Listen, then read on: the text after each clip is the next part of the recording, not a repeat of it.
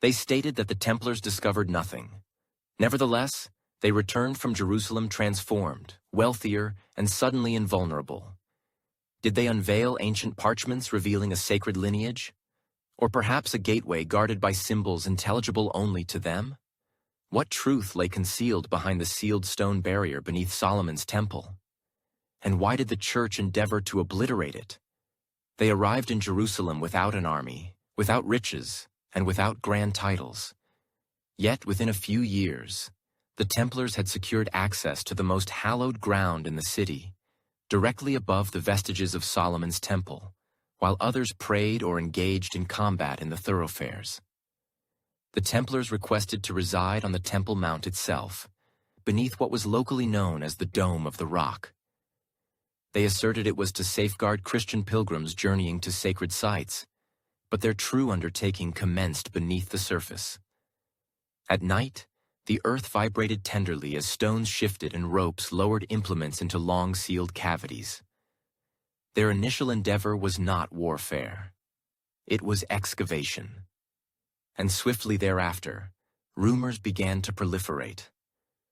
Whispers spoke of a subterranean doorway, not fashioned from wood or iron, but from polished stone, engraved with an enigmatic seal and secured without a key.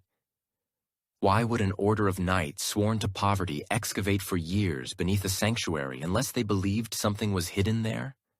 Some early Arabic accounts allude to the Frange, or foreign knights, who toiled silently beneath the mount, eschewing public attention. They were observed carrying maps, inquiring about ancient tunnels, and scrutinizing archaic texts that no other Western soldiers appeared to value. Locals affirmed that the knights unearthed a collapsed stairway that led to a corridor choked with dust and stillness. At the terminus of that passage, they encountered what seemed to be a sealed chamber. Its entrance was marked by a 7-pointed star and a configuration of lines no one could fully explicate. Could the Templars have unearthed an unblemished vault older than the temple ruins themselves? Some contend that they secretly opened it and removed artifacts that were never again beheld. Solomon's temple, according to sacred texts, once contained the Ark of the Covenant and was constructed with divine measurements as guidance. If a concealed chamber survived from that era, what might it contain? Scrolls, relics, or perhaps something more perilous. Some theoreticians propose that the Templars discovered ancient writings left by priests who fled during the Babylonian siege. These writings may have elucidated not merely rituals, but schematics for manipulating light, sound, and sacred space. Did the Templars learn to decipher these codes? Or did they transport them westward for silent translation? No official documents from the Templars' 9 years in Jerusalem exist. Nothing explains what they found, whom they met, or what was relocated. But upon their return to Europe, everything underwent a transformation. The Templars ascended from obscurity to become one of the most formidable orders in Christendom. They were granted privileges by popes, lands by monarchs, and immunity from most statutes. How could a small contingent of knights rise so rapidly unless they returned with something beyond mere combat experience? Could their nascent power have stemmed from a discovery interred for centuries beneath Solomon's temple? Accounts from later centuries mention a black tablet conveyed from the east and concealed in a Templar priory in France. It was reputedly inscribed with symbols in a language unseen since the era of Babel. One symbol was a star enclosed within a circle. Another was an arch of flame pointing downwards. These identical forms subsequently appeared in the stained glass of Templar chapels and the floor plans of cathedrals. Could these edifices themselves be blueprints, re-embodied echoes of what was discovered beneath the Temple Mount? Scholars have long debated whether the Templars' interest in Solomon's temple was figurative or literal. But if their rituals, symbols, and architecture began to evolve after their sojourn in Jerusalem, the pattern becomes difficult to overlook. What sort of chamber would necessitate absolute confidentiality? What kind of knowledge would be so perilous that it had to be immured in stone, not parchment? Some believe that the vault beneath the temple was not merely a hiding place, but a warning a sealed chamber constructed to contain concepts that once menaced the authority of kings and priests alike. Local lore recounts that one of the Templars who spearheaded the excavation refused to utter another word after they opened the doorway. He subsequently entered a monastery and took a vow of silence until his demise. Another vanished during the homeward voyage. Stories claim he disembarked from the vessel carrying a scroll enfolded in black cloth. Neither the scroll nor the man was ever seen again. Could this be why no records endure? Were the knights bound to secrecy not merely by decree, but by apprehension of what they had unearthed? Modern scans of the Temple Mount reveal uncharted hollows beneath the surface. Some appear natural, but others are distinctly man-made walls, too straight, corners too sharp, floors too level. However, due to religious and political tensions, no further excavations have been sanctioned. Whatever lies beneath remains undisturbed, sealed under centuries of stone and silence. Yet the symbols persist in appearing on tombs, in manuscripts, and etched into forgotten chapel walls, as though the memory of that sealed chamber resisted effacement. Could the door the Templars discovered have led to more than just a room?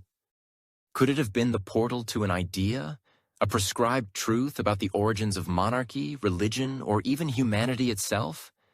Why did so many subsequent groups, the Freemasons, the Rosicrucians, the secret societies of Europe, trace their origins to the Templars' time in Jerusalem? Was it myth, or was it a secret transmitted hand to hand, hidden in plain sight? The authentic record of what transpired beneath the temple was never committed to writing, but its shadow extends across history. And perhaps interred beneath those ancient stones, the truth still awaits in silence, sealed behind a door that was never intended to be opened. For nearly 9 years, 9 knights resided atop the most sacred ground in Jerusalem, and no one knew precisely why. They professed poverty, yet they moved with clear intent. They offered no sermons, erected no churches, and recruited no new members. While the rest of the Crusader world waged wars and demarcated borders, these 9 remained still, focused solely on what lay beneath their feet. Observers watched them descend into the ruins of Solomon's temple with tools, parchments, and peculiar contraptions. At night, the atmosphere near their quarters was punctuated by the dull thud of metal striking stone and muffled voices speaking in idioms unfamiliar even to the local clergy. What could have kept them underground for almost a decade in silence? What kind of mission demands a secrecy so absolute that even fellow crusaders were turned away? Some believe these men were not merely exploring, they were safeguarding, and whatever they discovered may have irreversibly shaped the Templar order. Official records provide scant information. The early Latin kingdom mentions the knights only in passing, as if their presence were inconsequential. But that very absence speaks volumes. How could a military order flourish for so long with no discernible output, no documented victories, and no recorded actions? The silence is peculiar, and peculiar silences in history often signify something that was interred, literally or otherwise. The few surviving reports allude to restricted access, sealed quarters, and nocturnal movements beneath the dome of the rock. Local accounts from that period describe the knights lowering objects into narrow shafts and measuring carved stones by candlelight. Could it be that the original Templars were not simply warriors, but seekers of a secret hidden beneath the very foundation of Jerusalem's past? Legends passed down in nearby villages narrate the tale of a knight who emerged from the tunnels, pale and unblinking, refusing to speak for days. Another, they say, was seen rinsing a scroll case in a spring outside the city, then vanishing by dawn. These may be mere anecdotes, but their specifics have endured for centuries. And in the study of secrets, the narratives that refuse to fade are often worthy of attention. Some theorists contend that the knights uncovered blueprints etched into the foundation stones, maps not of geography, but of sacred geometry patterns that aligned with constellations, stellar paths, and ancient rites. Others suggest they discovered a concealed archive sealed away after the destruction of the First Temple, containing texts that challenge the known history of faith and kingship. What would such texts have imparted? Could they have described Solomon's true knowledge, his command over spirits, metals, and construction far beyond what tradition permits? Or perhaps they disclosed a lineage or event the Church could never allow to come to light. The sudden expansion of the Templars after those years adds greater weight to the enigma. Once they departed from Jerusalem, new knights flocked in, lands were bequeathed, and the Church bestowed blessings that most monastic orders had awaited lifetimes to procure. Yet none of the founding 9 ever publicly elucidated what had changed. There were no relics on display, no miracles proclaimed, no scrolls presented. Their silence remained absolute. One theory posits that they had sworn an oath to protect something, not merely physically, but ideologically, that they had witnessed or read something that demanded absolute control, lest it dismantle the very faith they were pledged to defend. Could that be why their rule encompassed unusual clauses regarding secrecy, silence, and the safeguarding of light? And were these phrases spiritual verse or veiled allusions to something they could not name? Later writings hint at an internal discord among the 9. A document unearthed in a priory outside Toulouse refers to a brother who fled eastward, burdened with knowledge not intended to be possessed. His name is lost, but the account states he was tasked with removing a scroll sealed in bronze and transporting it far from both church and king. Was he endeavoring to safeguard something that others found terrifying? Or was he implicated in a more complex scheme to transfer esoteric knowledge into clandestine possession? A number of researchers have observed that early Gothic cathedrals across Europe exhibit curious commonalities in their architectural details and ornamentation. These include symbols etched beneath altars, labyrinths incorporated into floor designs, and numerical sequences linked to the Temple of Solomon. Is it plausible that the initial 9 individuals encoded their discoveries into stone, disseminating them throughout Europe, not as textual information, but as forms capable of enduring beyond perishable paper and fallible memory? A peculiar detail. Not all 9 founders are accounted for. By the time the order's influence expanded, only 7 were officially recorded in public capacities. One is reputed to have perished in Jerusalem, yet no burial site has been verified. The 9th entirely vanishes from all known records. Some posit he was a guardian designated to remain near the site and protect what could not be relocated. Others speculate he succumbed to illness or was compelled to silence. Might this missing brother have possessed the final piece of a puzzle, one never intended for completion? Today, academics continue to debate whether the founding Templars unearthed anything substantial. However, the pattern is undeniable. 9 years of obscurity, followed by sudden and inexplicable influence. The transition is too stark to disregard. Did they unearth an artifact, a manuscript, a memory preserved in stone? Or did they uncover a truth so ancient and perilous that they determined the world should never be informed? Occasionally, the greatest power resides not in vocalization, but in the precise understanding of what must remain unspoken. Long before contemporary instruments and political maneuvering prevented excavation, the Temple Mount was rumored to sit atop a subterranean structure far more intricate than any surface temple. Ancient texts from 3 religions hinted at unusual geometric configurations beneath the stone platform. Vaults, tunnels, and chambers arranged in a forgotten order. Yet, it was not until the Templars arrived in Jerusalem that an attempt was made to decipher those illusions. They did not excavate indiscriminately. Their tools descended with clear intent, as if following an unseen blueprint that only a select few could interpret. Could there have been a collection of plans hidden, dispersed, or encoded in scripture that directed the Templars to specific locations beneath the Temple Mount? Jewish texts, such as the Mishnah, describe substructures utilized by temple priests for unseen movement during rituals, rooms sealed by immense stone slabs, and corridors aligned with sacred measurements. In Islamic tradition, early descriptions of the Haram al-Sharif included references to buried stone pathways, known to prophets but concealed from the populace. One source depicted a descending spiral staircase, said to lead to a gate that had remained unopened since the era of Solomon. Why were these specifics preserved over centuries? Were they spiritual metaphors or tangible architectural clues?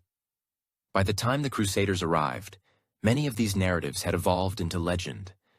But among scholars, mystics, and architects of the region, fragments of the original design still circulated. Old Hebrew scrolls detailed cubit-based measurements for rooms never observed, while Arab historians described sudden auditory shifts beneath the rock, suggesting concealed cavities. Some of these accounts included curious alignments between stone markers and celestial bodies overhead, as if the temple's foundations were connected not only to the earth, but to the heavens. Could the temple have been more than a sacred site? Was it a coded mechanism designed to mirror divine structure? If so, the Templars may have discovered a plan more valuable than any relic. British surveys in the 19th century, particularly Warren's Shaft and later SMM documentation, confirmed the existence of artificial chambers and carved conduits far below the surface. Some of these were mapped but never thoroughly explored. Their layouts revealed precision, symmetry, and mathematical intent. Even more intriguingly, these configurations correspond to what early Masonic blueprints later termed the double temple, a sacred mirrored structure half above ground, half below, with each section holding equivalent spiritual significance. Masonic tradition, which asserts an ancestry linked to Templar knowledge, regards this concept not as allegory but as an architectural reality. Could the Templars have been the first to rediscover this two-level temple model? Several diagrams found in recovered Templar manuscripts reiterate the same motifs. A square within a circle, two pillars flanking a compass arc, and spirals carved into stone margins. These are not merely religious symbols. They resemble engineering symbols, schematics for edifices, vaults, or energy flows. Scholars who have analyzed them believe they signify more than simple design. They may be encoded directives. If deciphered, they could reveal how to replicate the temple's harmonic structure anywhere in the world. Is this why Gothic cathedrals began to incorporate geometric principles unseen elsewhere in Europe prior to the Templars' return? There are additional indicators. The Book of Kings mentions ancillary chambers constructed for storage and study, likely excavated directly into the bedrock. Some believe these chambers were built according to divine proportions, enabling them to channel sound and resonance. Why would the ancients concern themselves with resonance? Modern physics demonstrates that certain architectural forms can naturally amplify frequencies. Could the temple's original constructors have been aware of this? And if so, did they embed this knowledge into the very stones beneath the mount? The notion that Solomon's temple was conceived as a resonance chamber capable of influencing human consciousness or spirit has gained traction among fringe researchers. If the Templars stumbled upon a blueprint illustrating these functions, it would account for their intense secrecy. Islamic tradition also alludes to something powerful residing below. Stories recount the Well of Souls, a cavity said to reverberate with the voices of ancient prophets. Some interpret this as metaphor. Others believe it refers to a physical location beneath the foundation stone where sound behaves unnaturally. A fragment from a Templar journal dating back to the early 1200s cryptically mentions a deep place where the voice bends and memory stirs.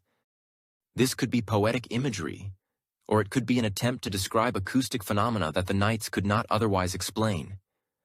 Were they investigating chambers that resonated with sound in ways that seemed mystical? Could that have inspired their subsequent ritual silence? Furthermore, early Templar churches in Europe display architectural features not observed before their time in Jerusalem. These include floor labyrinths, 12-pointed rose windows, and subterranean crypts aligned with specific sunrise angles. These elements mirror concepts found in old temple blueprints described in rabbinical commentaries and Middle Eastern manuscripts. Is it conceivable that the Templars encoded the temple's design into European cathedrals to preserve what they had discovered without ever committing it to writing? None of this was officially endorsed by the Church, but the absence of denial may speak more eloquently than words. If the Templars had brought back relics, they would have been displayed. Instead, they brought back silence and a new architectural paradigm. That silence may have protected something far more potent than any physical object. Could the true treasure have been a sacred map, not of cities or gold, but of proportions, alignments, and energetic harmonies designed to elevate humanity closer to something higher? Ultimately, we are left with reverberations, blueprints whispered across scrolls, carved into chapel walls, and interred beneath centuries of strife. The surface of the Temple Mount recounts one narrative, but deep below, beneath stone and time, another story awaits. A story the Templars may have read, memorized, and transported westward. Brick by brick, arch by arch, hidden in plain sight. The gravest threat to any sovereign domain is not a sword. It is a written document. When the Templars descended into the stone veins beneath the Temple Mount, they were not solely searching for lost artifacts. They sought something more ancient. Whispers across the centuries suggest they uncovered a chamber sealed since the days of Solomon, its air undisturbed, its contents pristine. However, what they discovered within was not treasure in the conventional sense. Some assert the chamber contained scrolls, dozens of them, wrapped in brittle leather and arranged with the reverence of a sacred archive. These were not scriptures familiar to the church or copies of known legal texts. They were older, potentially written before the Bible was even conceived. Is it possible that the Knights had found writings left behind by Solomon's concealed scribes? Or perhaps a priesthood that predated even him? And if these scrolls were indeed genuine, what knowledge did they contain that would necessitate being buried in silence for generations? Ancient texts from Jewish, Islamic, and Eastern Christian traditions subtly mention scrolls stored in deep places. The Talmud refers to writings sealed beneath the temple in stone niches. A few scholars in later centuries posited that among these writings were records of a forgotten priesthood, custodians of language, measurement, and spiritual laws long expunged from public consciousness. One legend claims Solomon feared the misuse of this knowledge and commanded his scribes to write in codes and enter their work beneath the foundations. Could the Templars have stumbled upon such a cache during their years of clandestine excavation? Arabic chroniclers during the Ayyubid rule speak of Frankish knights clandestinely transporting strange cylindrical containers under the cover of night. One even described books that burned no fire yet lit the eye. These accounts, though ambiguous, appear across multiple sources. Could they be echoing the same moment? The silent removal of forbidden words from the heart of Jerusalem? And if so, where were these scrolls taken? Some believe the Knights transported them westward through Antioch and Cyprus before concealing them in the hills of southern France. Others contend they were copied, translated, and covertly circulated among inner circles within the order. By the period of their European ascendancy, the Templars were constructing circular churches featuring ground plans that mirrored ancient sacred geometries. They communicated in veiled language, formulating rituals that no pontiff had ever sanctioned. Could these actions stem from something they had encountered in writing? Something the world was never intended to witness? A contingent of researchers posits that the scrolls detailed not merely religious statutes but also scientific principles veiled as prophecy. Proportions intrinsically linked to resonance. Acoustic harmonics connected with architectural design. Descriptions of materials and configurations that, when correctly aligned, could augment energy in ways incomprehensible at that epoch. Would such phenomena not have been perceived as sorcery by the medieval ecclesiastical authorities? Could this elucidate their reticence? Inquisitorial archives indicate that during the Templars' ultimate proceedings, several knights alluded to words that transmute stone into illumination. They depicted parchment that vibrated upon touch, or hummed when placed near specific altars. A majority of these statements were dismissed as the delirium of tortured individuals. Is it conceivable that the scrolls contained directives for constructing edifices that interacted with sound and light in manners not yet fully deciphered? Or were the knights striving to articulate a technology for which they lacked the vocabulary? A few remnants subsist, though contested, within the repositories of Rennes-le-Château and other reclusive monasteries.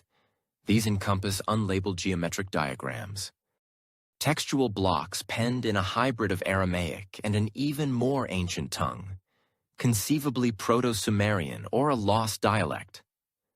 Scholars debate their authenticity, yet their existence aligns with the extant hearsay.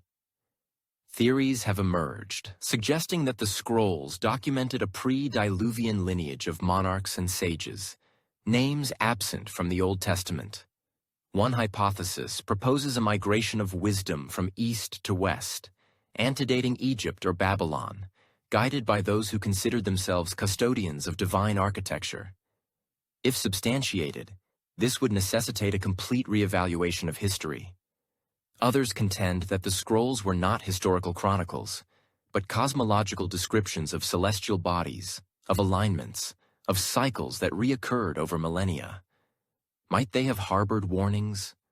Some scholars point to the peculiar preoccupation with comets and eclipses observed in Templar-associated artwork throughout France and England. Why were these combatants mapping the stars? Were the scrolls furnishing them with a calendar not predicated on seasons but on cyclical reinitializations? Naturally, no tangible corroboration exists today. No museum houses these scrolls. No ecclesiastical institution has exhibited them. But then again, perhaps that is precisely the intent. Perhaps they were never meant for public display, only for safeguarding. Their authentic custodians would not conceal them in vaults. They would embed their messages within stone churches, labyrinthine floor patterns, stained glass, and whispered rites. In this manner, even if the scrolls vanished, the wisdom would persist. And yet, the query remains. What became of the original scrolls? Were they incinerated by a terrified monarch, reinterred beneath an unsuspecting chapel? Or do they still endure, confined within a chamber far from Jerusalem, awaiting the opportune moment for the world to assimilate their content? Should they ever resurface, how would articles of faith react? Would the scrolls validate beliefs or dismantle them? Occasionally, power resides not in disclosure but in concealment. And if the Templars genuinely discovered a chamber of scrolls beneath the Temple Mount, then they may have been protecting not a secret, but the very blueprint of veracity. They were not merely safeguarding relics. They may have been preserving an esoteric royal secret. Among the most incendiary hypotheses linked to the Templars is the conviction that, deep beneath the Temple Mount, they unearthed records not of treasure or esoteric rituals, but of a specific bloodline. Concealed scrolls, some assert, contained genealogies that traced a direct lineage through King David, extending beyond Solomon and culminating in a name too perilous to utter in medieval Europe. Jesus, depicted not as a divine myth, but as an integral part of a genuine, preserved bloodline. If proven true, this would not only shatter the Church's established narrative, but also challenge every monarchy that invoked divine sanction. Could this have constituted the profound secret the Templars sacrificed their lives to protect? And if so, what became of this bloodline after the Order's annihilation? The concept of a living lineage descending from sacred kings is not nascent. However, the prospect that the Templars possessed concrete evidence, parchments, appellations, genealogical trees meticulously copied from ancient records, imbues this theory with unprecedented weight. Certain medieval texts allude to a legacy encapsulated within veins, discovered in a hidden recess beneath Solomon's temple.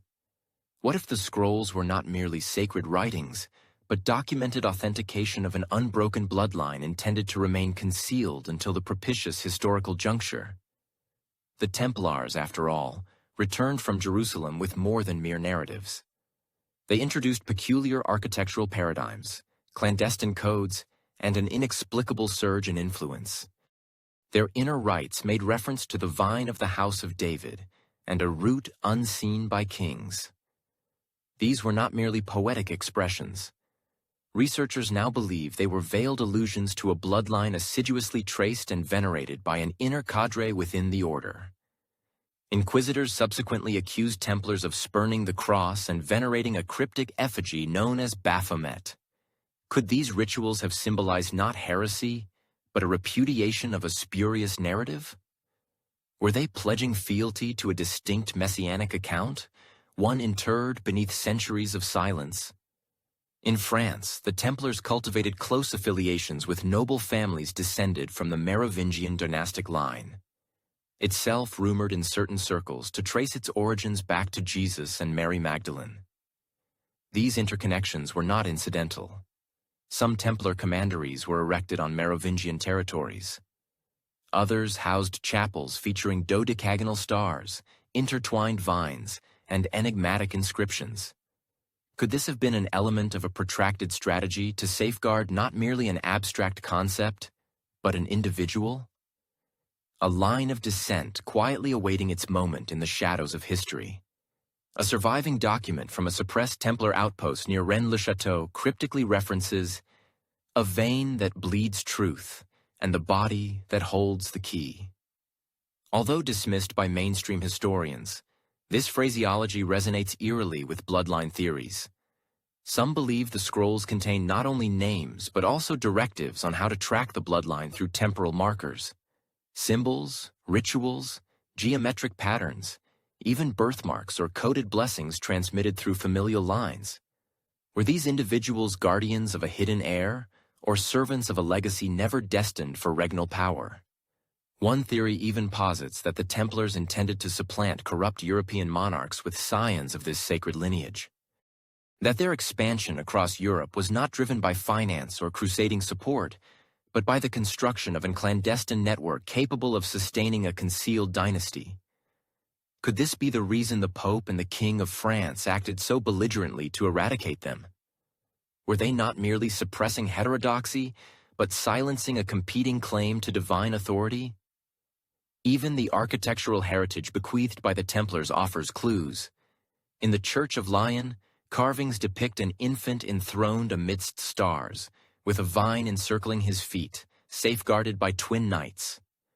No official records elucidate this symbolism.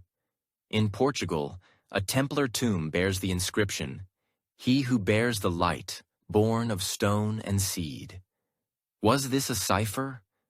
Could it describe a child born of a bloodline preserved in secrecy? A seed sown beneath temple stone and subsequently re-emerging in Europe during the trials of the early 14th century? During these trials, several knights under duress alluded to the one who lives. One even confessed, "He walks among us. He bears the sign."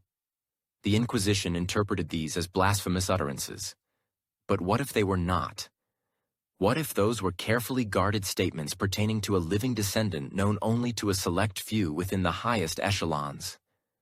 Was there a living heir, protected from scrutiny, awaiting the opportune moment for emergence? It is asserted that the Priory of Sion, a covert association linked to later legends, continued this mission. While much about them remains shrouded in mystery, their symbols align with Templar markings, twin towers, vines, and stars. They claim to guard a sangreal, implying royal blood. Over time, this was mistranslated as Holy Grail. But what if the Grail was never a chalice, but a person? There is no public corroboration today. No name, no DNA, no scroll displayed in a museum. But that may be the fundamental point. The most profound secret leaves no tangible trace. It leaves only silence. If a sacred bloodline exists, it may be cloaked in anonymity, shielded by centuries of ritual, never surfacing unless the global paradigm itself undergoes a transformation. Could this constitute the hidden inheritance that redefined the Templars' mission? Not conquest, but preservation. Not riches, but lineage. And if such a line still traverses the earth, what power would it wield? Would it be hunted, crowned, forgotten? Sometimes the most acute truth resides in the most subtle of places, not in steel or scripture, but in blood. They journeyed back into France, not as unassuming knights, but as individuals fundamentally altered, taciturn, formidable, and impervious. These were no longer the impoverished pilgrims who had departed years prior with naught but vows and corroded blades. These men returned endowed with influence, affluence, and an enigmatic form of immunity. Nobles unbolted their portals. Pontiffs conferred prerogatives. Monarchs observed intently, yet dared not intervene. How did the Templars achieve such rapid and extensive ascendance? In a world where even faint murmurs of autonomy from the Church were met with fiery retribution, the answer, many believe, lies in what they brought back from beneath the Temple Mount. It was not merely gold or relics. It was something that could not be weighed or taxed. Leverage, knowledge, perhaps even a formidable veiled threat disguised as piety. Could this be why the Templars operated as individuals privy to a secret that no other entity could challenge? Something that granted them access to corridors of power unprecedented for any other order. The metamorphosis commenced discreetly. Within a mere few years of their return from Jerusalem, the order received sweeping papal endorsements. They were permitted unhindered transit across borders, the collection of tithes, the construction of their own chapels, and accountability to no bishop. But why would the Vatican, a known controller of power, permit such freedoms? Certain academics posit that the answer is straightforward. They had no alternative. The Templars had unearthed something in Jerusalem of undeniable significance. Whether it was evidence of an alternative Christian lineage, ancient pre-biblical manuscripts, or esoteric knowledge that challenged established theology, the Church might have been compelled to cooperate rather than confront. Was this a matter of protection or containment? Their wealth expanded with alarming rapidity. Donations of land flowed in. Their estates spread across France, England, Spain, and beyond. Pilgrims entrusted them with their savings. Merchants utilized them as banks. Kings borrowed from them, then began to fear them. Yet what did the Templars do to earn this trust so swiftly? They did not preach. They did not publish. They offered no explanations. Instead, they constructed fortresses, commanderies, and preceptories that sprang up in geometrically precise patterns. Some suggest that the very layout held meaning, forming a sacred grid that mirrored the patterns the Templars had discovered beneath the Temple Mount. Could their landholdings be more than strategic? Were they mapping something or reconstructing something? The commandery of Louvre-Tuarad in southern France presents an odd instance. Built in a remote area with minimal threats, it features layers of subterranean vaults, hidden wells, and unusual symbols carved into its stone. Nearby records from the Abbey of St. Gilles mention visitors from the east and nocturnal processions carrying sealed bundles. What were the knights transporting under the cloak of darkness? Was France the new sanctuary for sacred texts, or relics too perilous to remain in the Holy Land? The Templars also began forming alliances with local lords who held unconventional beliefs, nobles linked to Catholicism, Gnostic sects, and suppressed Christian traditions. These were not mere political alliances. They were ideological. Shared symbols started to appear in Templar structures and Cathar strongholds. The cross pate, the twin pillars, the 8-pointed star. Could this indicate a broader scheme? Were the Templars gathering allies who already comprehended the magnitude of their discovery? Even their ships altered their routes from port cities like La Rochelle. Templar vessels departed without explanation, sailing westward into the Atlantic. What were they carrying? Where were they bound? Some posit these voyages were supply runs to distant outposts. Others suggest the ships transported passengers, documents, or even descendants connected to what the Templars had uncovered in Jerusalem. If the Holy Land was no longer secure, perhaps the solution was to relocate the secrets to a place no one would think to look. Their return to France also marked a shift in ritual. Templar initiation ceremonies became profoundly private, filled with coded language and veiled oaths. One chronicler reported a Templar stating, "He who speaks breaks the line." Another described the induction as an integration into a hidden house. Was this merely dramatic phrasing or a description of a knowledge chain designed to endure persecution? Did each new member receive a piece of a puzzle that, when assembled, would reveal the complete truth? Financially, they became untouchable. Their wealth was liquid and intangible, stored not in gold, but in promises, ledgers, and trust. This rendered them powerful, yet also dangerous. What if they were not just bankers, but custodians of hidden truths that could financially ruin the church? Not in coinage, but in faith. If they indeed possessed evidence that undermined the church's claims to authority, then even their silence could be leveraged. Strangely, despite their immense presence, they seldom sought to convert or dominate. They built, they protected, and they waited. Their silence became their hallmark. No public declarations, no open heresies, just a quiet, growing influence that unsettled the world's most powerful institutions. Could it be that the Templars returned to France not to boast, but to conceal? Not to reveal, but to prepare for something greater? And yet, amidst all their secrecy, one thing became evident. They had transformed. These were no longer just warriors. They were something else entirely. Guardians, perhaps, carriers of a burden that rendered them both invincible and vulnerable. For whatever they brought back from Jerusalem made them untouchable until the day it made them targets. Their silence served as their shield.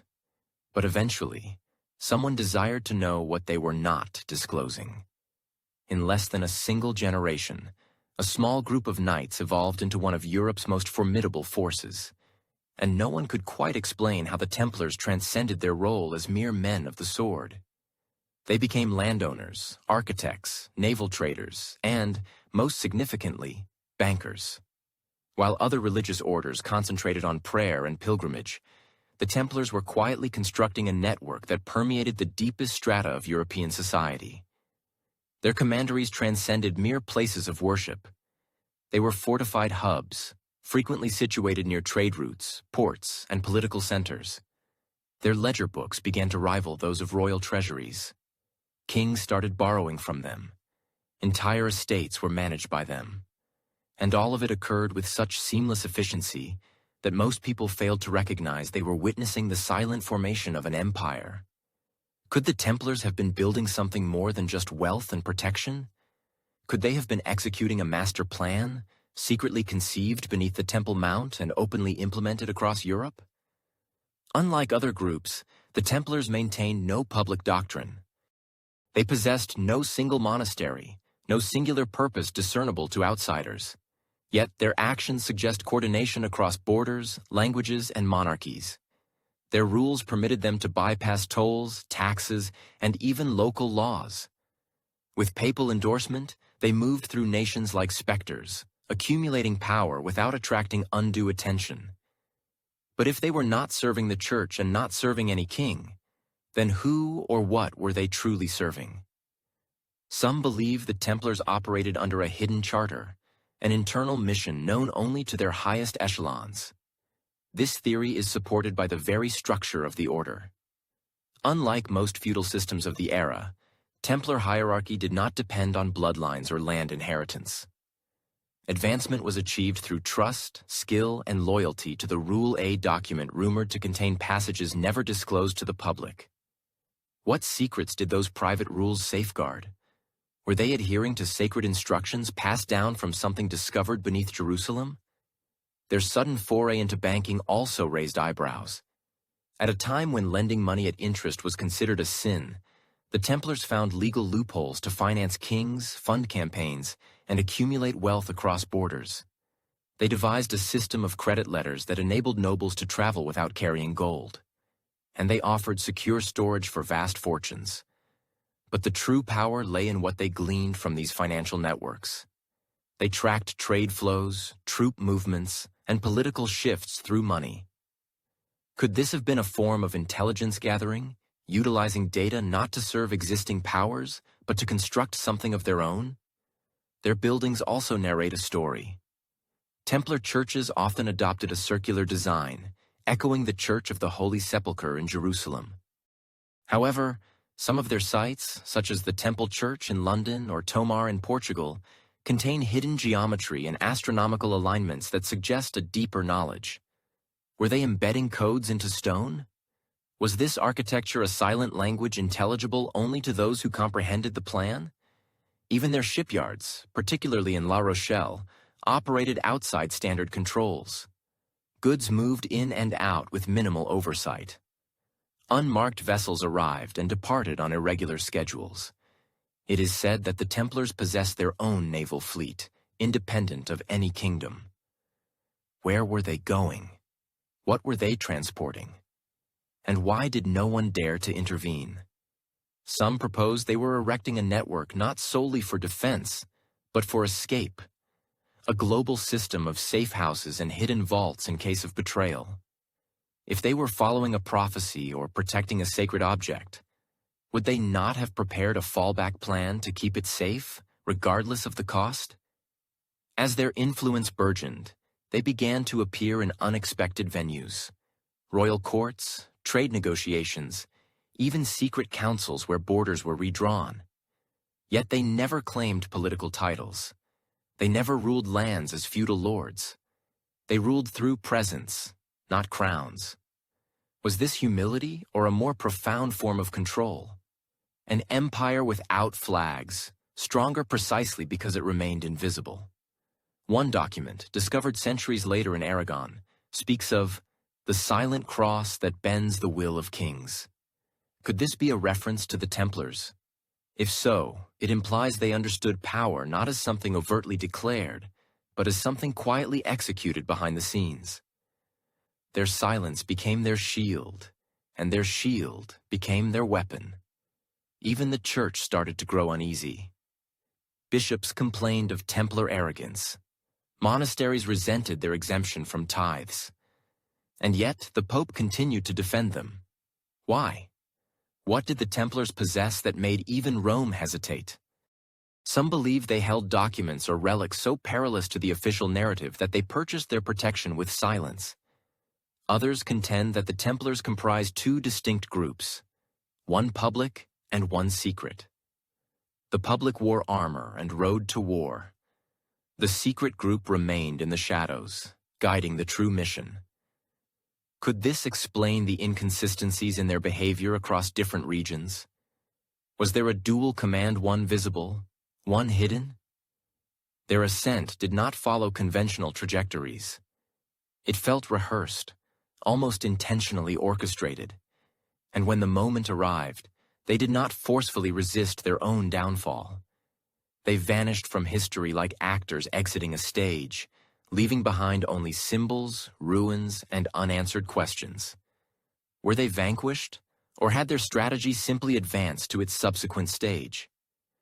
And today, as we follow their imprints through rock and tranquility, a solitary query persists.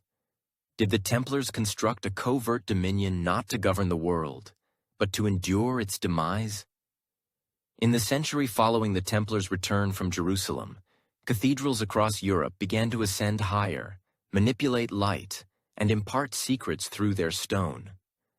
The Gothic architectural style, characterized by its pointed arches, flying buttresses, and ribbed vaults, seemed to materialize almost instantaneously. Yet, no one could explain the swiftness of this architectural paradigm shift or its adherence to such precise patterns. Scholars traced its origins to France, but some delved deeper, pointing towards Jerusalem. Could the inspiration for these magnificent cathedrals have originated from a concealed chamber beneath Solomon's temple? A chamber not filled with riches, but with blueprints. Sacred blueprints, a type of geometry not taught in monastic institutions, but inherited from a past so ancient it lacked a designation. The Templars spent years beneath the Temple Mount. What precisely were they investigating? Was it merely artifacts? Or was it a design blueprint proportional, aligned with celestial bodies and etched into the very framework of the earth? Sacred geometry posits that specific shapes, ratios, and angles possess more than mere aesthetic appeal. They embody meaning, vibration, and potency. And the cathedrals that began to emerge in the aftermath of the Templars' return were more than mere structures. They were instruments, each component aligned to channels of illumination, each space calibrated to amplify acoustics. Why did so many of these nascent churches adopt an identical layout? Why did they mirror stellar constellations, solstice alignments, or the golden ratio? Could this signify that the architects were employing knowledge predating Christianity itself? In locales such as Chartres, Amiens, and Reims, stonemasons carved enigmatic symbols. Labyrinths adorned floors. Rosettes, imbued with geometric exactitude, ornamented windows. Some of these designs corresponded with ancient patterns discovered in Middle Eastern ruins. Were the builders embedding messages from the scrolls the Templars were rumored to have retrieved? And if so, what did those messages convey? The vaults in these cathedrals did not merely support roofs. They directed force, sound, and spiritual energy. They transformed vacant space into resonance chambers, concentrating energy in ways modern science continues to strive to comprehend. Pilgrims who entered frequently recounted sensations of serenity, lucidity, or enlightenment. Could this architecture have been designed to alter the mind, not solely the visual perception? Some researchers contend that the Templars did not bring back wealth, but rather wisdom, a methodology for measuring and shaping space that had been hidden beneath the temple since Solomon's era. And if those initial builders were drawing upon even more ancient sources, Egyptian, Sumerian, or beyond then, the Templars may have reopened a conduit of forgotten knowledge that once linked heaven to earth. Why did the Church not question this abrupt architectural evolution? Some records indicate bishops resisting the new style, labeling it alien, unreliable, or even perilous. Nevertheless, the edifices continued to rise, and who was financing them? Frequently, it was the same nobles affiliated with the Templars, men of property, titles, and a sudden fascination with stonework and symbolism. In certain regions, construction was supervised by associations known as companion guilds, characterized by cryptic rituals, unconventional implements, and symbols that later surfaced in Freemasonry. Could these guilds have been established by Templars to discreetly continue their architectural mission long after their official demise? The West Rose window at Chartres is often cited as an enigma. Its pattern, while aesthetically pleasing, also charts the 8-year movement of Venus, a cycle known to ancient astronomers but purportedly forgotten by the medieval church. Why incorporate it into a Christian edifice? Was it a silent homage to a cosmology that predated the Bible? Or was it simply the signature of those who possessed knowledge of its origins? Even more peculiar is the fact that some cathedrals were erected over older pagan sites, as if the land itself had been designated long ago. Ley lines, putative earth energy pathways, intersect beneath these locations. Did the Templars comprehend the energetic properties of a site, not solely its structural integrity? Were they resurrecting a lost science of location, material, and configuration? Another theory proposes that the vaults and arches served not merely to sustain walls, but to reverberate with the heavens. By aligning their cathedrals with celestial points, the Templars may have endeavored to create terrestrial maps of the cosmos, reflecting divine order in human form. Could these have been training grounds, not for supplication, but for preparation? Was each cathedral a type of initiation chamber where knowledge was transmitted through light, sound, and form?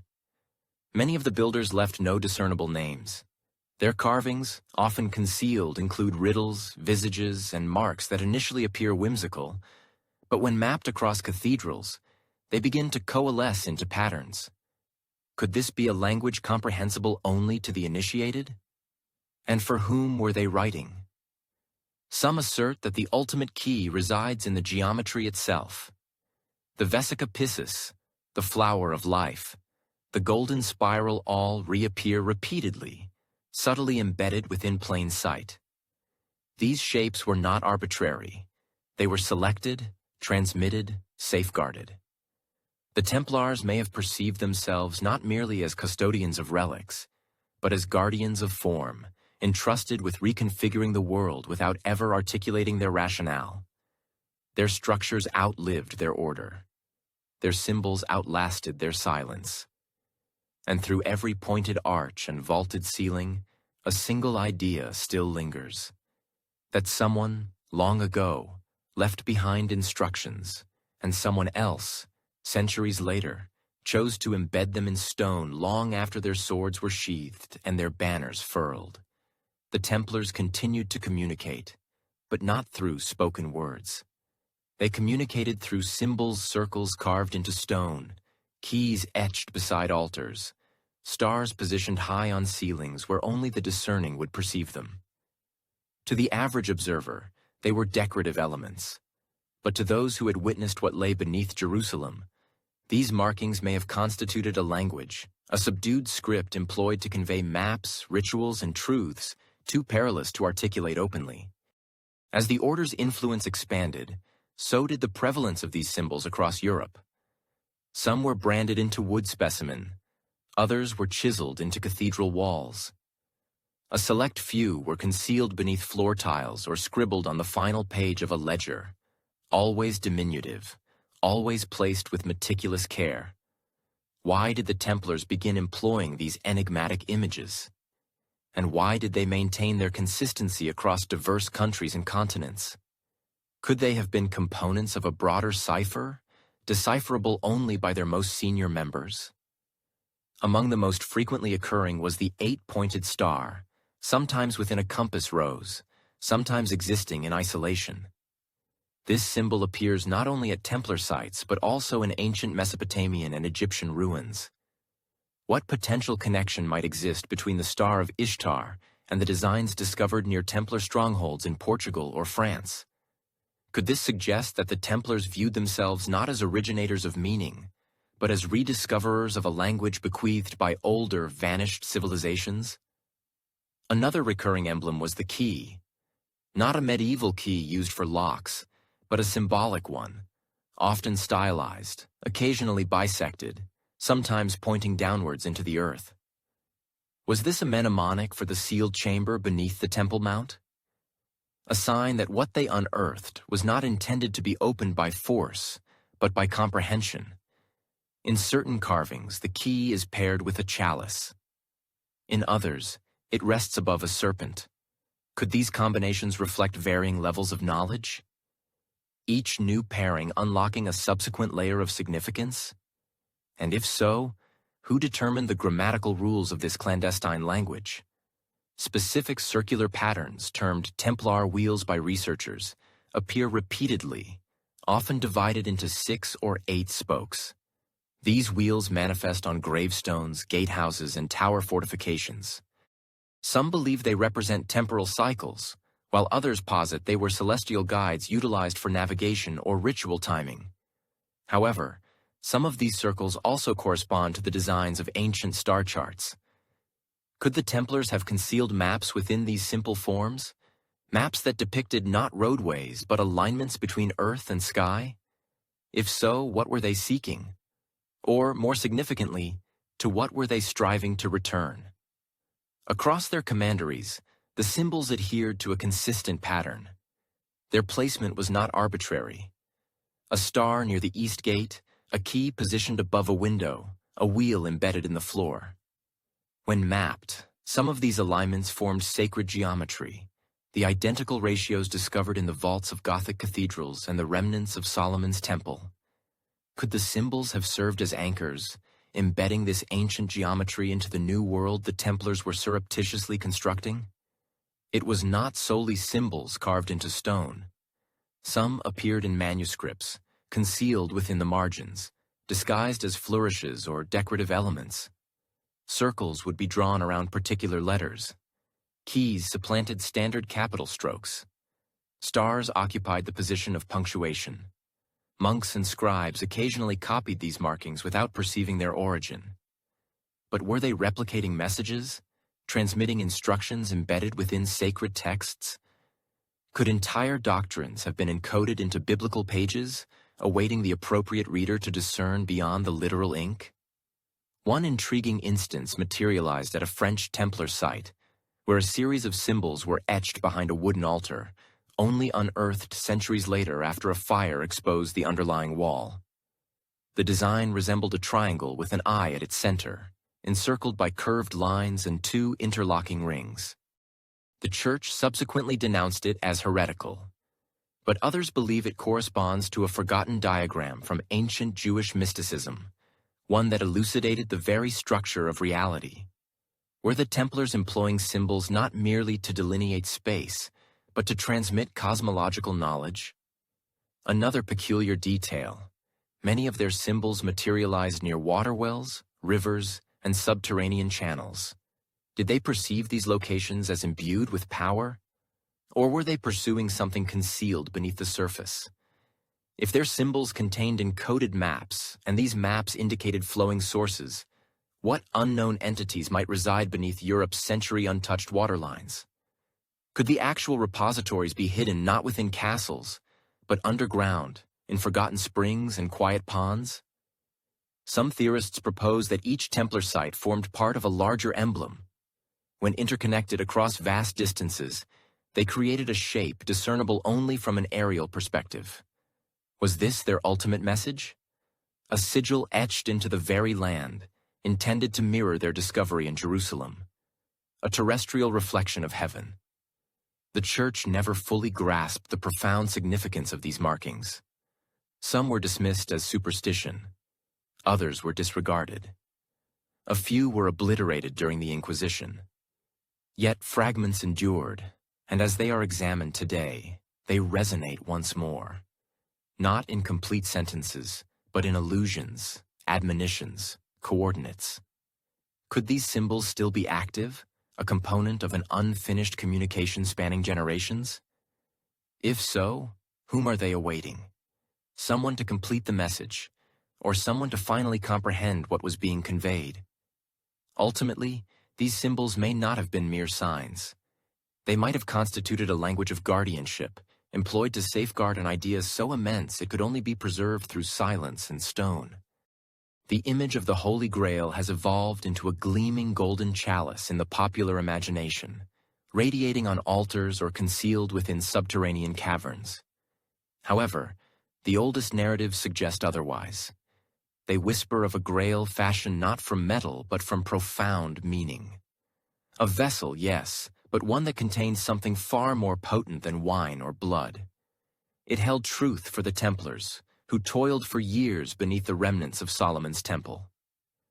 The Grail may have been neither an artifact nor a relic, but a legacy inextricably linked not to an object, but to a people, a lineage, a truth so perilous that it had to be enshrouded in layers of myth to survive.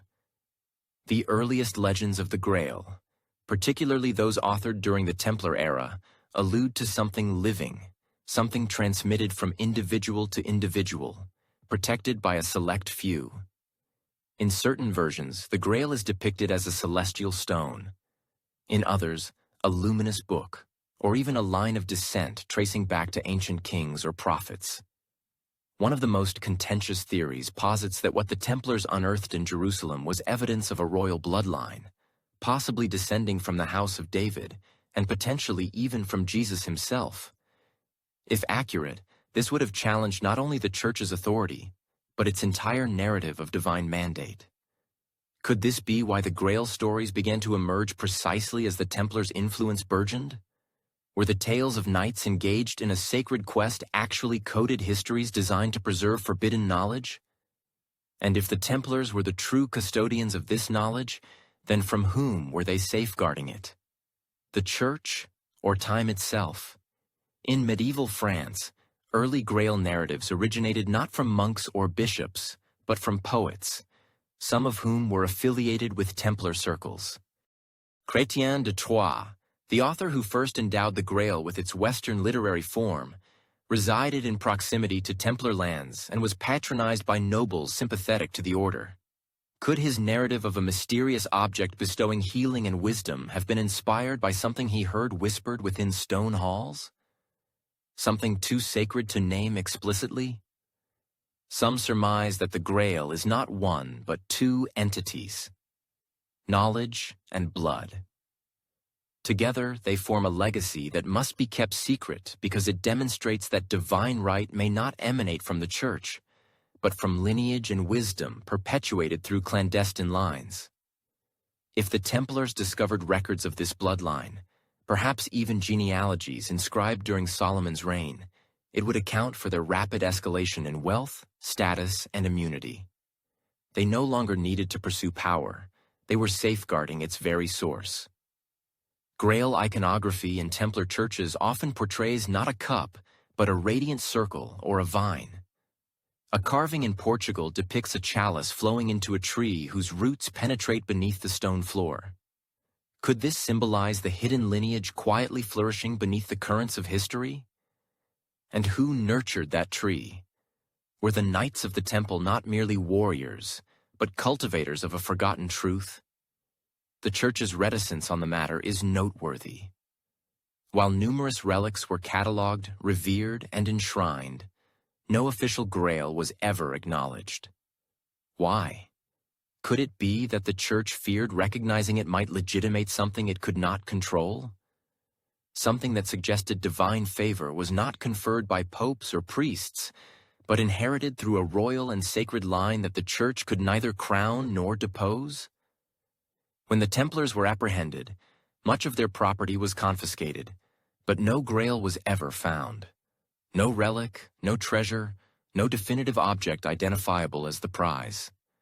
Some claim it had already been relocated. Others contend it never required relocation. It was never a tangible item to begin with. It was a truth carried by those who comprehended it. Some rumors assert the Grail was smuggled to Scotland, safeguarded by families loyal to the order. Others maintain it was concealed within coded texts, decipherable only by those trained in the Templars' arcane teachings. Still others believe the Grail persists not in vaults, but in veins, that its legacy continues through descendants who live unobtrusively, unaware or protected, their names lost to history. Could this be why so many subsequent secret societies, such as the Freemasons and Rosicrucians, exhibit reverence for both blood and symbol? Are they echoes of the Templars' mission? Fragments of a hidden thread intended to preserve what the Knights could no longer openly protect? The notion of a living Grail completely reorients the myth. It is not a quest for discovery, but a duty of protection. The Templars may have sworn oaths not to retrieve something lost, but to preserve something found. And they may have paid for that vow with their lives, but not their silence. The symbols they bequeathed, the patterns in their structures, the narratives they inspired, all hint at a deeper truth, one not yet articulated, but perpetually sensed. Could it be that the true Grail was never meant to be possessed, but remembered? And if so, then every legend, every carving, every guarded name becomes a thread in a larger tapestry. One that suggests the most potent relic in history is not a cup, but a secret, a lineage, a map of meaning guarded not solely by warriors, but by generations who understood that certain truths must subsist quietly until the world is ultimately prepared to listen. Power never remains subdued. By the 13th century, the Church had begun to discern something disquieting. The Templars, once devoted servants of the cross, were becoming more secretive, more autonomous, and far more influential than anyone had anticipated. Their network spanned continents. Their treasuries rivaled those of kings, and their inner council reported solely to their own Grand Master, not the Pope. Whispers reached Rome that the Knights were concealing something, that beneath their vows of poverty and service, they were pursuing an agenda invisible to the Vatican. Initially, the warnings arrived in private correspondence, meticulously phrased messages dispatched by bishops and cardinals who had visited Templar strongholds and observed the indications. Unfamiliar rituals, locked chambers, symbols absent from ecclesiastical doctrine. One archbishop from southern France documented a chapel where the altar faced south instead of east, and where the sole embellishment was a carved key and a serpent. Another cautioned about chants articulated in languages unrecognized by any priest. Were these isolated peculiarities or symptoms of a deepening schism forming between the Church's authority and the Order's true allegiance?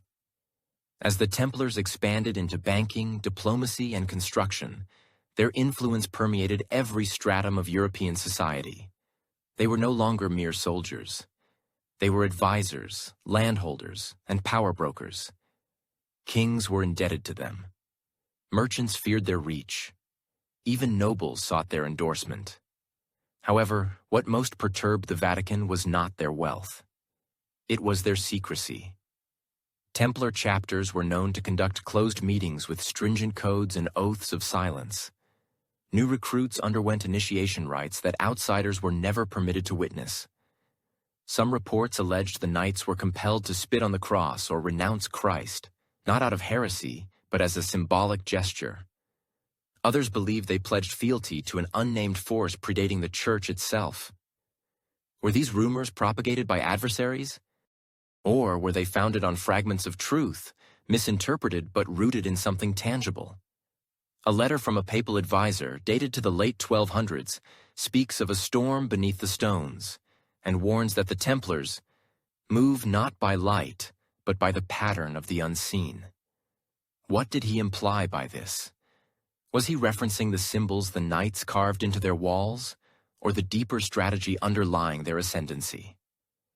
Another document from the Vatican archives mentions ciphered books discovered in a confiscated Templar hall, containing diagrams and foreign script. The report concludes by recommending stricter oversight of the Brethren in White, yet no oversight materialized. Why did the Church dread open confrontation? Or were there factions within the Vatican itself who sympathized with the Templars' concealed cause? As tensions intensified, Pope Boniface VIII issued discreet directives to monitor Templar activities more rigorously, particularly in France and the Iberian Peninsula. But even then, the order remained inviolable. Their popularity among common people and their military significance in the Crusades provided them with an impervious shield against any decree. And so the warnings persisted, but action stalled. Some believed that certain church leaders aimed to appropriate the Templars' knowledge rather than annihilate it. Could the Vatican have harbored hopes of gaining access to the purported discoveries made by the knights beneath Jerusalem? If so, were the communications genuine warnings, or were they veiled solicitations for insight into the mystery? Around this juncture, an anonymous epistle started circulating within Italy's monastic communities. It accused the Templars of safeguarding the lineage of ancient monarchs and orchestrating a grand resurgence that would challenge the authority of Peter's throne. Despite being unsigned, its language betrayed familiarity with ecclesiastical politics. Was this born of apprehension or prescience? The notion that the Templars were plotting something monumental and transformative could elucidate the Church's escalating disquiet. Were they cultivating not merely a military contingent, but a philosophical upheaval? One poised to supplant church dogma with archaic verities. Truths rooted in Solomon's court, in Egypt's stellar sanctuaries, or in the ancestral bloodlines some alleged the Templars had meticulously traced. By the early 14th century, the geopolitical landscape had shifted.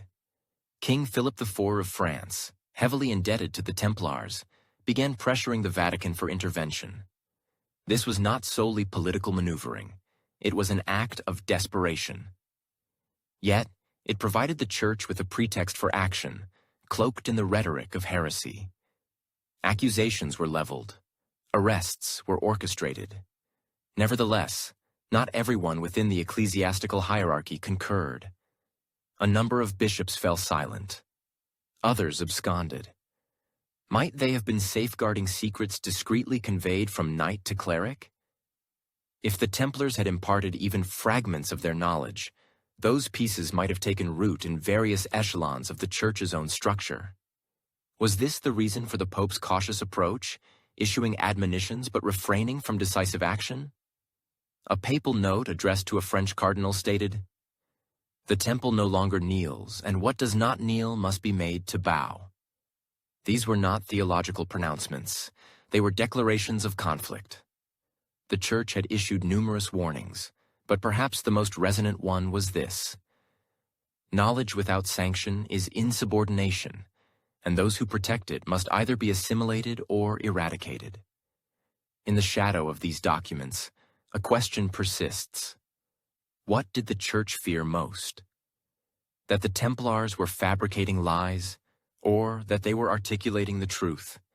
And if the truth was indeed perilous? Was the subsequent silence following the warning intended to shield the faithful or to enter a secret that had already taken root? It commenced before dawn on a Friday, the 13th day of October in the year 1307. Throughout France, doors were forcibly breached. Torches illuminated dark corridors, and armored men stormed monasteries, farms, and strongholds. The Templars, once considered Europe's most reliable guardians, were caught unawares. Some were dragged from their slumber. Others were apprehended during prayer.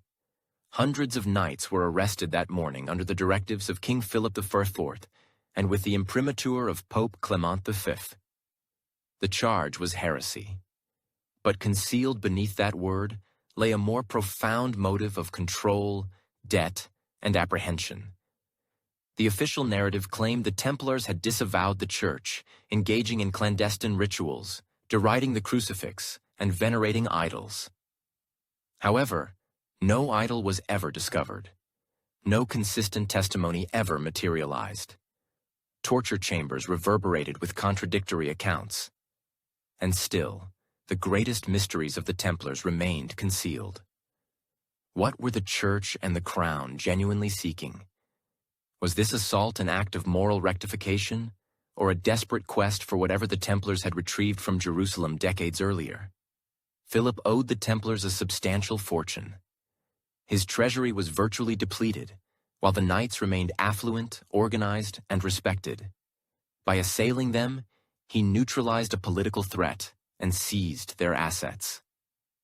Behind closed doors, there were murmurs of hidden vaults the king never located, scrolls that vanished, and names that remained unrecorded.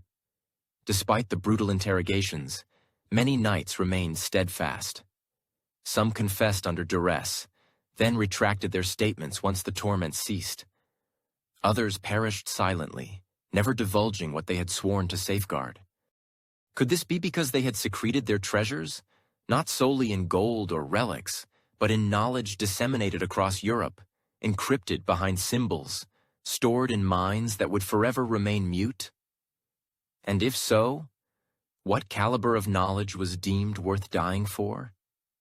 Some accounts relate stories of records clandestinely removed in the days preceding the arrests, carried by Templars who had discerned the ominous signs and fled to Scotland, Portugal, or remote corners of France. Others speak of sealed tunnels beneath their commanderies, never reopened. Did those chambers house the scrolls from Solomon's court? Bloodline records, sacred geometry diagrams, perhaps even the original texts that form the bedrock of the Grail legends. Pope Clement VI's involvement in the betrayal remains ambiguous. He owed his position to Philip and had been under protracted pressure to act against the Templars.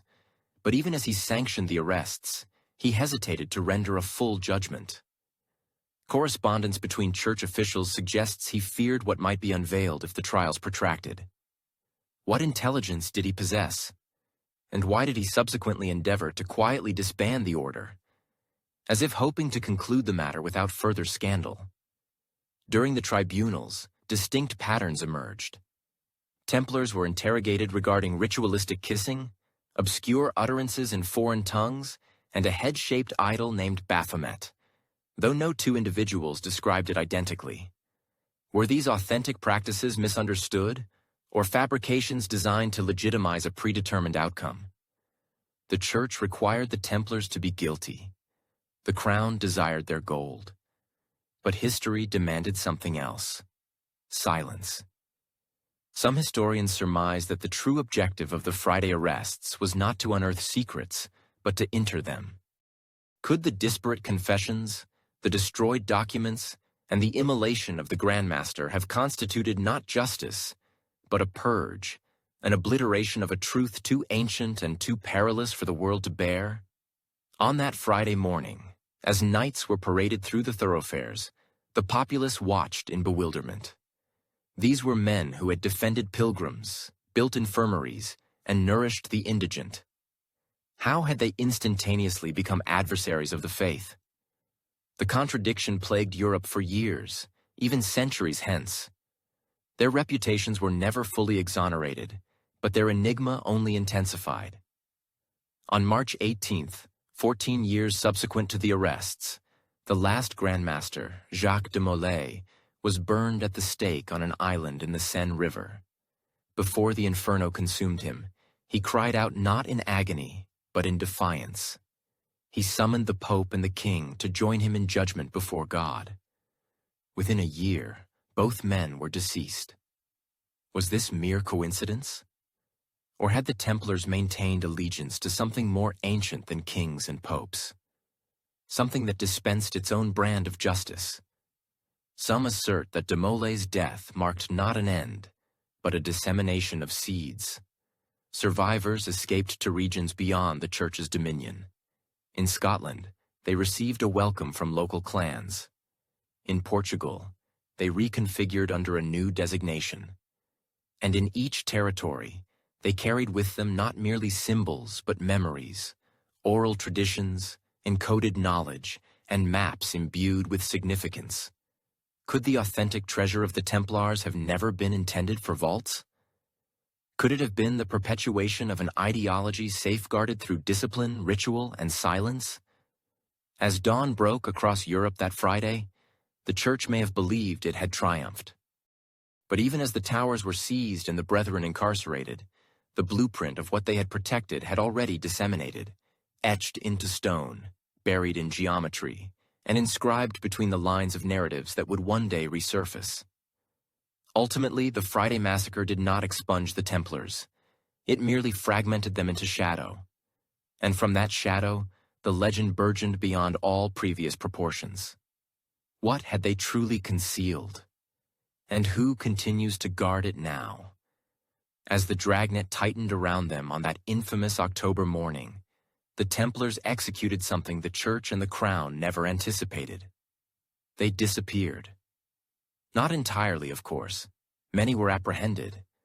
But in the days preceding the arrests, a number of ships quietly departed the port of La Rochelle under Templar command and were never sighted again. No official manifest, no confirmed destination, just unfurled sails, laden hulls, and a silence that would reverberate throughout history. What cargo did those ships bear? Gold, artifacts, or something far more potent? Knowledge? Witnesses at the docks reported that the loading commenced late at night. Crates were carried aboard by cloaked men, guarded not by armed escorts, but by Templar brothers themselves. Some claimed the boxes were heavy. Others swore they were handled with reverence, like sacred objects, with meticulous care. Rumors circulated that scrolls were among the cargo, ancient, fragile, and sealed with inexplicable symbols. Were these the same scrolls reputedly found beneath Solomon's temple? Could they have contained genealogies, maps, or forbidden texts predating the Bible? And if so, where were they being transported, and who awaited their arrival? The fleet's vanishing has never been elucidated. Templar records from La Rochelle abruptly ceased, as if someone deliberately expunged their final entries. French authorities arrived too late. The docks were deserted, the storage facilities cleared out. No witnesses were ever penalized, no ship was ever recovered. Some historians believe the fleet sailed westward toward the British Isles, or even to remote islands off the Scottish coast, where the order had allies among local clans. Others believe the ships headed further to Portugal, where the Templars would eventually reconstitute under a different appellation. However, a smaller, persistent theory contends that one or more of the vessels traversed the Atlantic long before Columbus. Could that elucidate why certain Native American petroglyphs display symbols that resemble Templar crosses? And how did a carved stone bearing a Templar emblem end up buried in Nova Scotia? Was it merely a coincidence, or part of a calculated escape route designed to transport not just individuals, but a legacy beyond the Church's purview? Some accounts suggest that the cargo included more than scrolls. A letter unearthed years later from a noble residence in Limon describes a sealed chest of glass and ash, guarded relentlessly by 3 Templar knights who refused to leave its side, even for sleep. What could necessitate such unceasing vigilance? Could it have been a relic from the initial temple? Something that substantiated the bloodline hypothesis or revealed sacred geometries connected to Genesis narratives? Another theory posits that people themselves were concealed aboard. Academics, children, or even descendants of a sacred lineage surreptitiously transported under the cover of night to safeguard the bloodline the Templars were reputedly sworn to protect. If this holds true, it fundamentally alters the essence of the entire operation. The vessels were not merely fleeing. They were relocating the core of the secret, preparing for a future when this knowledge could be safely retrieved. Could this explain why numerous Grail legends recount knights traversing waters with a hidden treasure? Could these narratives be metaphorical resonances of this actual event? The timing suggests deliberate planning. The Templars did not disperse in a state of panic. They acted with calculated intent. The arrests were synchronized, but so were the departures. Messages had likely been dispatched weeks prior. Was there an inner circle within the order, tasked exclusively with preserving what had been discovered in Jerusalem? And if so, were they the ones who determined the fleet's destination? Not for their own preservation, but to safeguard what they transported. The Church Inquisitors never retrieved any of the cargo. They meticulously searched Templar sites, forcibly opened vaults, and extracted fabricated confessions through torture from knights. Yet none could disclose the scrolls' whereabouts because they had already vanished. Could the knowledge conveyed on those ships be the same that resurfaces centuries later in the insignia of covert societies, in the architectural designs of cathedrals, or in encrypted manuscripts that continue to perplex historians? It is conceivable that the true value of the fleet's cargo lay not in gold or jewels, but in continuity. A pedagogical lineage that commenced in ancient courts, passed through Solomon's scribes, protected by the Templars, and shielded from the church in sails that slipped beyond the horizon. Later, Masonic records allude to brothers who traversed the deep waters bearing the flame. The phrasing is poetic, but could it be literal? Did a fire once ignited beneath the Temple Mount survive the Inquisition not in written works or structures, but in movement? If so, then the vanished fleet may represent the most triumphant secret in Templar history. A mystery not lost, but relocated. And wherever the ships ultimately landed, be it on the tranquil shores of Scotland, the misty coasts of the Americas, or secluded coves in Iberia, they carried with them not merely documents or artifacts, but the genesis of something grander, something still unfolding. Could it be that those who pursued the Templars across Europe were consistently too late? Not because the order fled, but because the plan had already set sail. After the dust settled and the prisons filled, the world assumed the Templars had ceased to exist. But shadows stirred where records fell silent. Some brothers had eluded the Friday arrests, forewarned by whispers and watchful eyes. These were no ordinary knights. They were scribes, engineers, cartographers, and custodians of the most ancient knowledge the order had safeguarded. And among them, it is said, was a map unlike any delineation of coastlines or thoroughfares. This map was rendered with stars, geometry, and temple proportions. It did not indicate the path to gold. It pointed towards something destined for reconstruction. Surviving narratives from southern France and northern Spain speak of cloaked figures convening under moonlight, comparing scrolls inscribed with unfamiliar glyphs and angles. These maps, according to oral tradition, were measured not solely in distance, but in significance. Temple schematics aligned with celestial bodies, suggesting the positioning of sacred sites that mirrored constellations. Could the Templars have believed that particular earthly locations were intended to reflect patterns in the heavens? And were they actively seeking one such location? Or striving to create one? A recovered manuscript from a suppressed monastic order in Aragon alludes to travelers of the temple who followed the house of Orion and measured from the base of wisdom. Terms lacking clear scriptural reference, but appearing to pertain to star charts in Solomon's temple's layout. Were they constructing another temple or searching for a site intrinsically linked to the original plan, a place where heaven and earth could once again converge? Templar survivors in Portugal and Scotland, where they encountered less persecution, commenced constructing edifices with unusual precision. Chapels emerged with floor plans that echoed the measurements found in biblical descriptions of Solomon's temple. Some were oriented toward stellar alignments, perceptible only during specific periods of the year. Why undertake such elaborate efforts for concealed geometry? Could it be that the map was not merely a guide to space, but to time? That it divulged when something ought to be accomplished, not solely where? Throughout Europe, symbols began to materialize in stone. 8 pointed stars, interlocking circles, and keyhole forms. These were not arbitrary embellishments. Some corresponded to patterns discovered in ancient Babylonian celestial charts. Others emulated ratios found in Egyptian temple corridors. How did the Templars acquire this knowledge? Were they drawing from scrolls they contraband out of Jerusalem?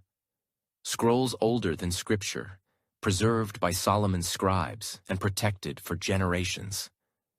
Some contend that the survivors comprehended something the Church did not, that sacred knowledge was intrinsically linked to alignment, to resonance, to placement, and that rebuilding a temple was not about physical structures, but about harmonizing with the natural and cosmic order. Could this be why the Templars jeopardized everything to safeguard the map, not to conceal treasure, but to bring a design to fruition? One compelling theory connects this notion to Rosslyn Chapel in Scotland. Erected long after the arrests, it features carvings that distinctly resemble both Masonic symbols and ancient Hebrew patterns. Its columns mirror the 2 prominent pillars of Solomon's temple, Jachin and Boaz. Some researchers posit that the chapel encodes not merely scripture, but an ancient code related to vibration and sound. Could it be that Rosslyn was constructed employing knowledge carried from the vanished fleet? And if so, was it an integral part of a larger network of sites mapped by the stars and intentionally sewn? Another clue resides in the peculiar consistency of measurement systems among early Templar-affiliated structures. The use of the cubit, a unit linked to both Hebrew and Egyptian systems, reappears in structures across Europe despite lacking standard application in those regions. Was this mere coincidence or deliberate continuity? Did the map encompass not just locations, but the instruments to decipher them? Some accounts from Portuguese Templar descendants speak of a map that sings, a scroll inscribed with markings that only reveal meaning when viewed under starlight or perceived through chance. While no such scroll has ever been authenticated, it echoes the ancient concept of harmony between sound, number, and space. A principle inherent in both Pythagorean thought and Jewish mysticism. Could the Templars have amalgamated these traditions, forging a hybrid system of sacred science? If so, then the map they followed was not a mere relic. It was a blueprint for reawakening something lost. A chapel here, a gate there, an axis where ley lines intersect. Some researchers have traced purported Templar locations across Europe and discovered uncanny alignments, suggesting intentional placement along old pilgrimage routes that predate Christianity. Could these be energy pathways, remnants of an older grid? And were the Templars utilizing their map to re-establish these connections? If the survivors believed the ancient temple must one day reappear, not in Jerusalem, but dispersed and encoded, then their map was never about escape. It was a strategy for restoration, a silent mission to plant, build, and preserve until the world was prepared to comprehend what had been lost. Their movement evolved from military endeavor to a more architectural, more symbolic undertaking. And even today, those who study their work find echoes of this hidden geometry in rose windows, floor tiles, and silent axes pointing to stars. Perhaps the question is not whether the map existed, but whether we have been traversing its paths all along, never realizing that the ground beneath us holds a design drawn by those who once knelt in the dust of a ruined temple, resolute in their determination to carry its light forward in secret. In the serene green hills just beyond Edinburgh, a solitary small chapel stands. Enveloped in centuries of silence and stone, Rosslyn Chapel, erected in the mid-15th century, appears to be a place of worship, yet it feels like something more profound. Every surface resonates with symbols. Every arch whispers with intricately carved secrets. Angels play instruments never before witnessed. Flowers blossom from pillars that touch no soil.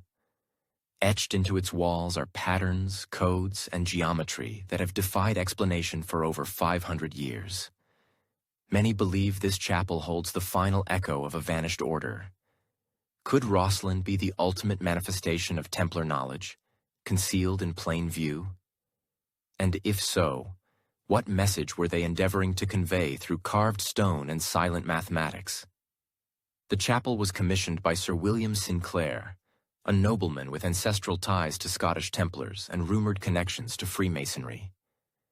Yet historians have long pondered how a single individual could design such a place, so rich in symbolism, so precise in astronomical alignment, and so steeped in mysteries far older than Christianity itself.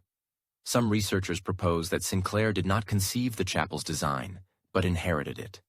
That the blueprints originated from those who escaped the Templar arrests of the early 14th century, carrying not merely relics, but an entire system of sacred knowledge. Could this knowledge have its genesis in Solomon's temple, transmitted through secret scrolls, and preserved by generations of builders who utilize stone as scripture? Rosslyn's layout contains features that mirror descriptions of Solomon's temple from ancient Hebrew texts. The two grand columns within the chapel bear an uncanny resemblance to Jachin and Boaz, the legendary pillars said to have stood at the entrance of Solomon's sanctuary. Between them lies an elevated area marked by an ornate cubic structure, a design not only found in biblical accounts, but also in early Templar constructions across Europe. Was this a mere coincidence or a deliberate act? Could the Templars have intended to replicate the sacred space? Not in Jerusalem, but in a location safe from ecclesiastical interference. The symbolism within Rosslyn deepens the enigma. Over 100 faces of green men, spirits of nature, emerge from the stonework, a pagan motif rarely seen in Christian chapels. Musical cubes adorn the arches, their placement believed by some to form a harmonic code. Some assert that the spacing between carvings aligns with sound wave patterns when mapped. Could it be that the chapel was designed not merely to emulate Solomon's temple, but to resonate like it? Certain ancient texts suggest that Solomon's original edifice vibrated with sound during specific rituals. Could the Templars have preserved this concept, embedding it into Rosslyn's concealed acoustics? And if so, what sound were they hoping to reproduce? Perhaps the most intriguing clue lies in the apprentice pillar, a spiraling stone column adorned with vines, dragons, and ancient motifs. It is distinct from anything else in the chapel. Some posit it represents the tree of life, while others claim it mirrors a DNA helix. However, among the carvings around its base are designs resembling early maps, stellar alignments, and cube-shaped grids. Could this pillar be more than just art? Could it be a marker, indicating where knowledge was stored or how it could be activated? One theory suggests that the Templars who sought refuge in Scotland brought with them scrolls not only from Solomon's temple, but also from Babylon, and possibly even the Levant records detailing architectural principles intended to maintain harmony between heaven and earth. If Rosslyn is the manifestation of those scrolls, then every carving is a component of a larger code. A code that not only narrates a story, but enacts one. Some Freemasons believe Rosslyn to be a functional temple, a place where sacred geometry was not only remembered, but actively practiced. The floor plan, measurements, and lighting all appear to respond to solstices and equinoxes. Could Rosslyn simultaneously be a map, a calendar, and a ritualistic space? And was it intended to preserve the Templars' vision of what the Temple of Solomon once was, and what it could become again? In recent years, scanning technology has revealed concealed chambers beneath the chapel floor. Excavations have been either denied or halted by the Sinclair family, who maintain that disturbing the site would violate its sacred purpose. But what lies beneath? Some suspect it may be the resting place of relics smuggled from Jerusalem. Possibly even the Grail itself, not as a chalice, but as a collection of scrolls or even bones.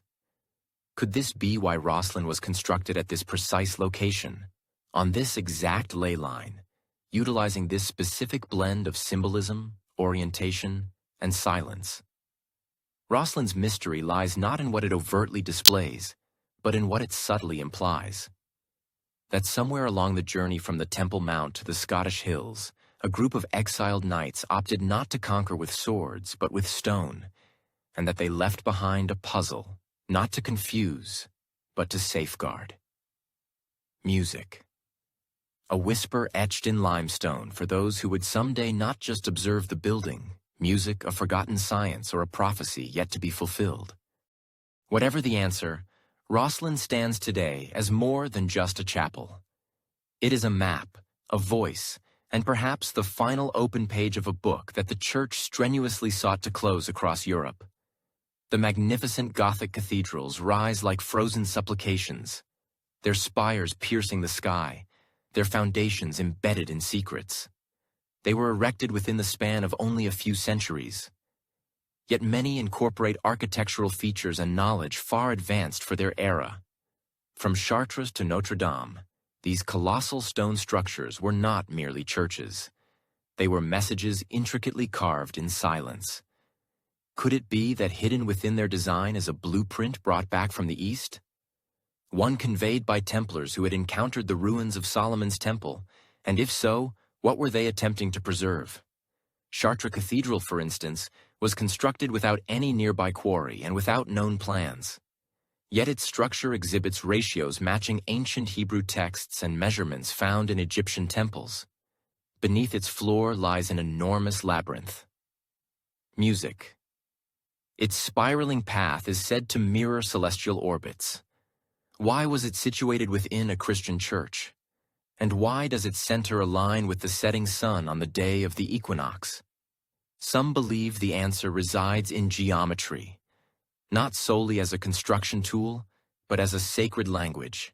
The builders of these cathedrals utilized ratios linked to the golden mean, the same proportions present in human DNA, sunflower spirals, and the structure of distant galaxies. Could this reflect a knowledge that sought harmony between the divine and the physical, a form of architectural music transmitted from ancient sources? Theories suggest that the Templars, after unsealing chambers beneath the Temple Mount, returned not only with scrolls or relics, but with design principles connected to cosmic balance. And those principles began to manifest in cathedrals across France, Spain, and England with remarkable consistency. Floor plans resembling mandalas, vaults echoing the resonance of chanted prayer, light filtered through stained glass that aligns with zodiac patterns only visible during certain times of the year. Were these details purely aesthetic or intentional triggers intended to awaken something profound within the human mind? One striking detail is the placement of cathedrals along ancient pilgrimage routes. When mapped, these churches frequently fall along lines that replicate constellations, echoing patterns discovered in Babylonian star charts. Could the cathedrals have been constructed not just as places of worship, but as power stations, nodes within a sacred grid intended to channel energy across the land? This theory, known as the Earth Grid hypothesis, posits that ancient builders, including those connected to Solomon's Temple, understood how certain locations amplified resonance, and by positioning structures according to these lines, they could establish a network of influence, both spiritual and scientific. What if the Gothic cathedrals were the continuation of this system, resurrected under a Christian guise, but rooted in much older truths? Notre Dame in Paris, long revered for its beauty, holds secrets openly. Its twin towers mirror the pillars of Solomon's Temple. Its rose windows reflect the sacred geometry of the Tree of Life.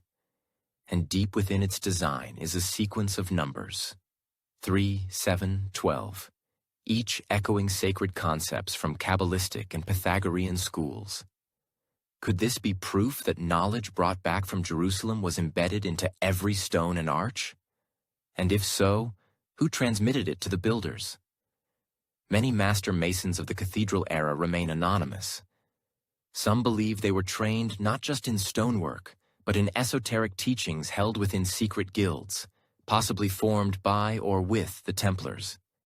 Their symbols, still found in obscure carvings, resemble the motifs traced in early Templar maps and Rosslyn Chapel. Circles within squares, keys within stars. Were they leaving instructions for those who knew how to interpret them? Some cathedral basements conceal more than just stone. Old records speak of crypts sealed with markings unlike anything in Christian tradition. Sealed chambers without crosses, altars without saints. What were they hiding? Could these have been used for rites that echoed the temple traditions of the ancient world? Rituals that harmonized human voice, light, and place. The acoustics of these cathedrals provide another clue, designed with such precision that a whisper can travel from one end to another, or a single tone can cause the stone walls to vibrate. Were these sound chambers designed merely for choir music? Or did the builders comprehend something deeper about vibration and its role in consciousness? Could sound, geometry, and space combine to create states of mind that open doors to sacred insight? Some researchers believe these churches functioned like tuning devices, aligning body, mind, and spirit through structure alone. And if that's true, then the secrets brought back by the Templars were never concealed in books. They were hidden in buildings, meant to be experienced, felt, and heard, not read. Could this be why certain clergy in later centuries began removing parts of these structures, altering layouts, sealing chambers, and downplaying the role of geometry? Was it an endeavor to erase the deeper purpose of the buildings once the Templars had been suppressed? Even today, standing inside Chartres or Reims, one feels something extraordinary. A stillness, a weight, a silent hum that cannot be explained by architecture alone. Could it be the echo of knowledge passed from Solomon's court to Templar hands, and from there to the chisel of a mason standing in the French dawn? If the cathedrals are the echo of that lost knowledge, then perhaps the next step is not to seek a hidden room, but to listen to the buildings themselves. They are communicating not in words, but through shape, sound, and light. And they may be the last places on earth where Solomon's temple still reverberates. It wasn't the swords or the secrets buried beneath Solomon's temple that survived the fall of the Templars. It may have been the individuals who quietly departed long after the last Templar was burned at the stake. Stories emerged about another brotherhood that did not wear armor or ride horses, but operated like shadows within the very corridors of power. They were known as the Priory of Sion. And while the world slumbered, they were said to guard something so contentious, so explosive, that the Vatican, kings, and secret societies all remained vigilant. Could this association have been the true custodians of what the Templars unearthed in Jerusalem? If so, from whom were they concealing it? And why has no one been able to substantiate their existence? The initial clues emerged from obscure French texts and tomb engravings that deviated from official narratives. Symbols such as the rose, the black sun, and the sealed chalice appeared in unexpected locations, on church architraves, in exclusive family crests, and even within overlooked monastic archives.